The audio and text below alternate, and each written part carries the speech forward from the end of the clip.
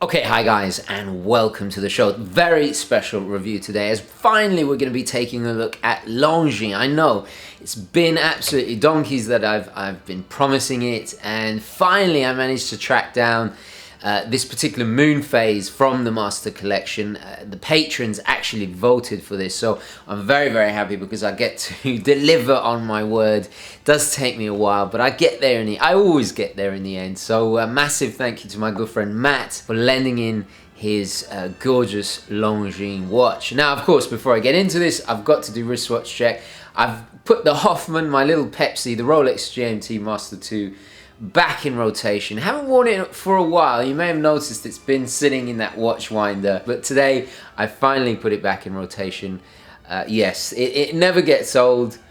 A Grail watch, finally realized, and very happy about it as well. Anyway, so without further ado, before I get into this, I should give a little bit of background to Longines. Now, I was considering doing a whole video because they are such a prestigious brand. I mean, yes, okay, these days they're owned by Swatch nowadays, and it's very much a different brand to the well-respected and quite pioneering brand of the 19th century. Now, if you're interested in finding out more, I urge you to take a look at the Longines website, and they have a really fantastic breakdown of their history, because honestly it's quite incredible. It's very long. They have a very impressive history. They were launched way back in 1832 in Saint-Imier in Switzerland, of course. It's undoubtedly one of the world's most recognizable Swiss watchmakers. Now, the watch connoisseurs know of the legendary 13ZN,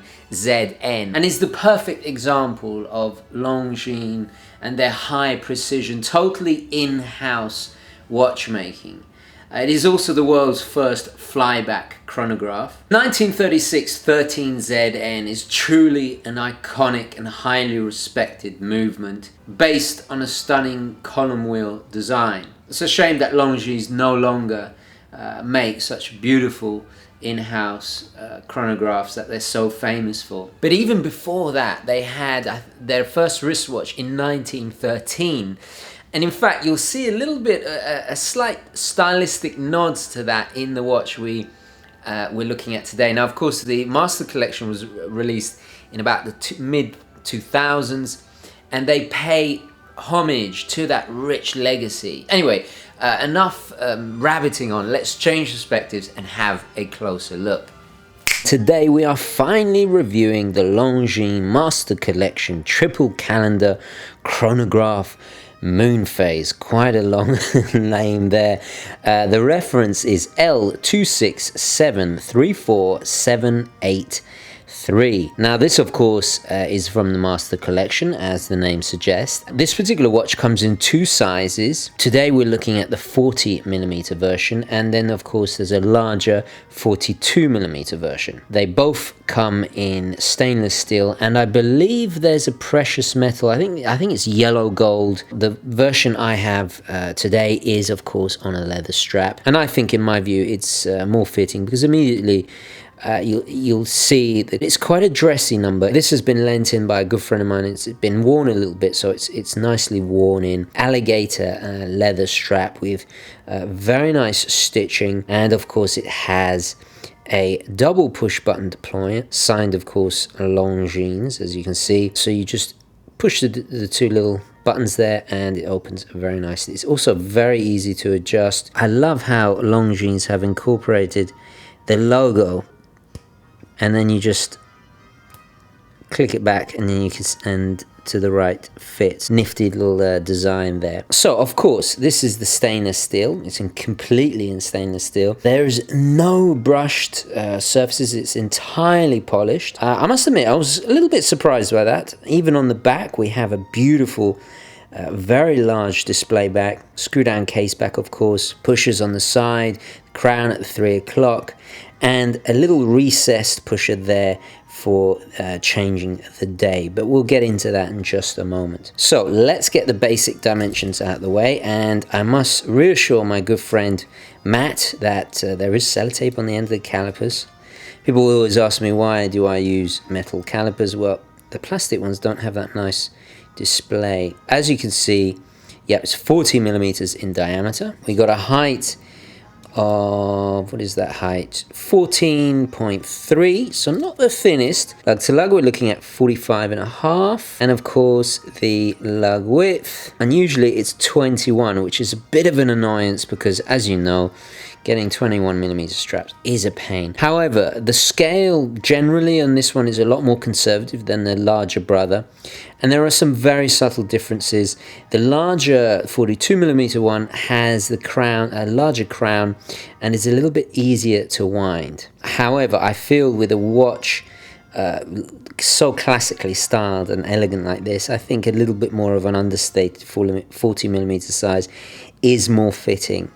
Because as you can see, it's a triple calendar with a very dressy little Moonphase there. It being too large, unless you've got massive wrists, then go for it by all means. But I feel on medium to smaller wrists, you want it a little bit smaller because it adds to that more sophisticated look.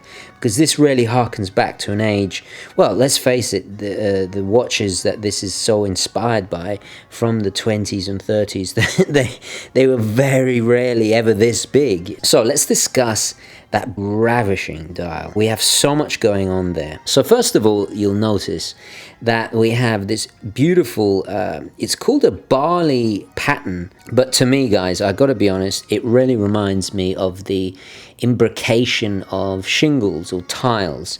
If we look really close up, you can see it's like diamond hobnail almost. We have this beautiful sloped chapter ring that brings you into the dial very nicely with minute markings and a very subtle seconds and minute track running around the outside. We have these crisp, clear, rather large 1920s themed numerals. Just look at the way that the 2 curves around, very typical of that era. Stunning blued hands, with the exception of the hand indicating the date. All of the hands pretty much are in the leaf style. And what I also like is the blued hands are continued onto the subdial. Sometimes you just see blued hands on the main hands and not on the subdial. So it's nice that they included that as well. So what's going on this rather complicated looking dial?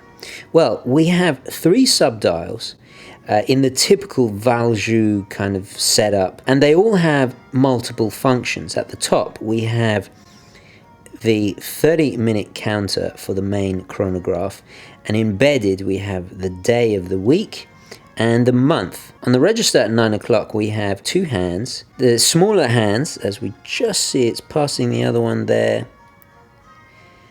Moving there we have the seconds of the main time, and then the larger keeping 24-hour time. On the subdial at the 6 o'clock we have the Moonphase embedded, and then of course the hours for the chronograph. The Moonphase is displayed in that classic bosom window cut into the subdial at the 6 o'clock. On the main hands we have of course the seconds for the chronograph, minutes, hours, and of course a date pointer with a little crescent moon indicating the 22nd today. Is it the 22nd?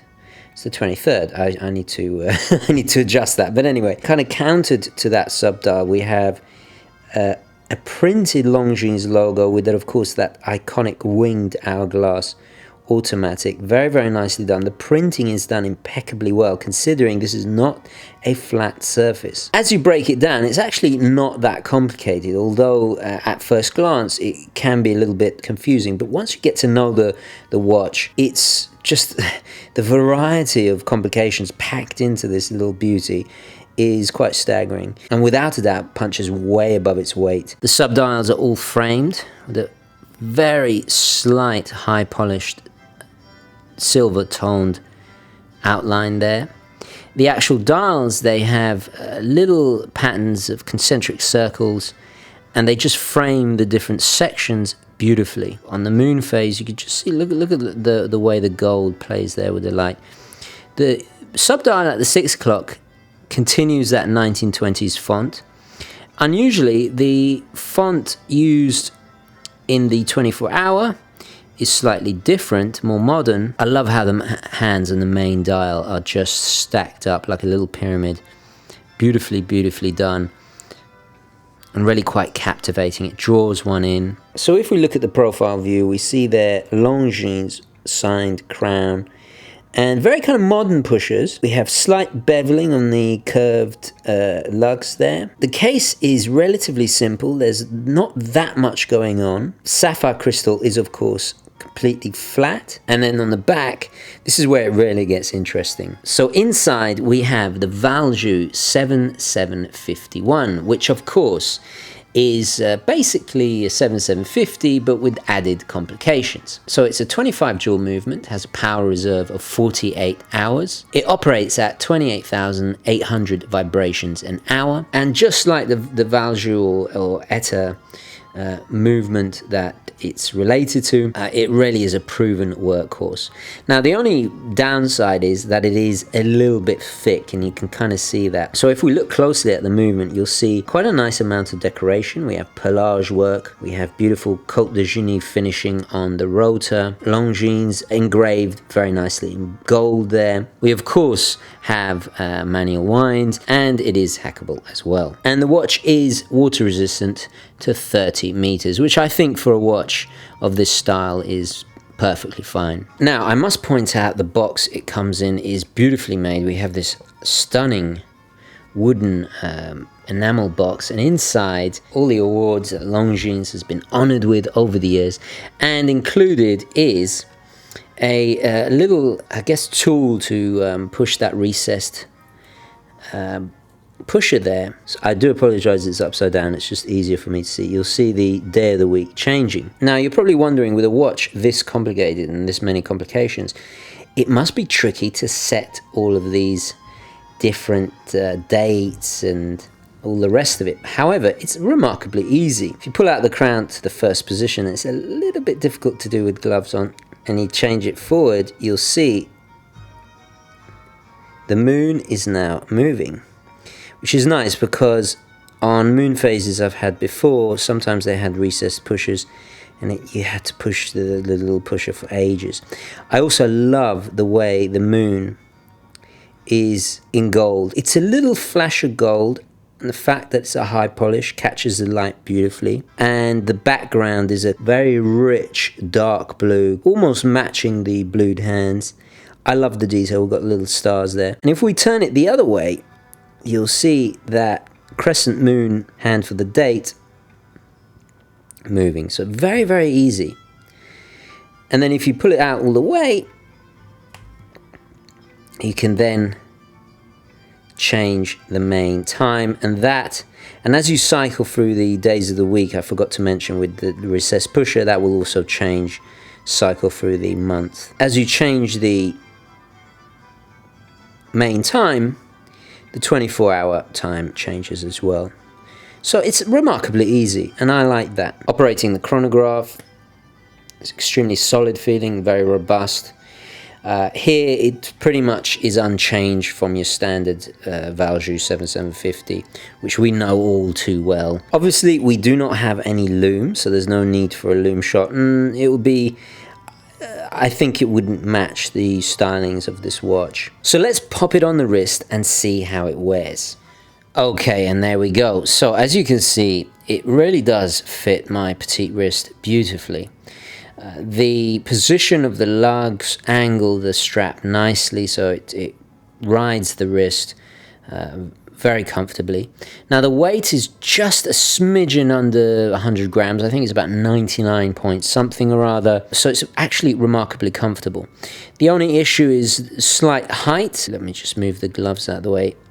There is a little bit of slight height there, but I must admit, because of that curvature of the bezel and it being so smooth, any cuff will just quite easily slide over it. Very dazzling. I love the blued hands. I mean, these are real blued hands, so it does play with the light beautifully. I think it's absolutely exquisite. I find myself looking at it.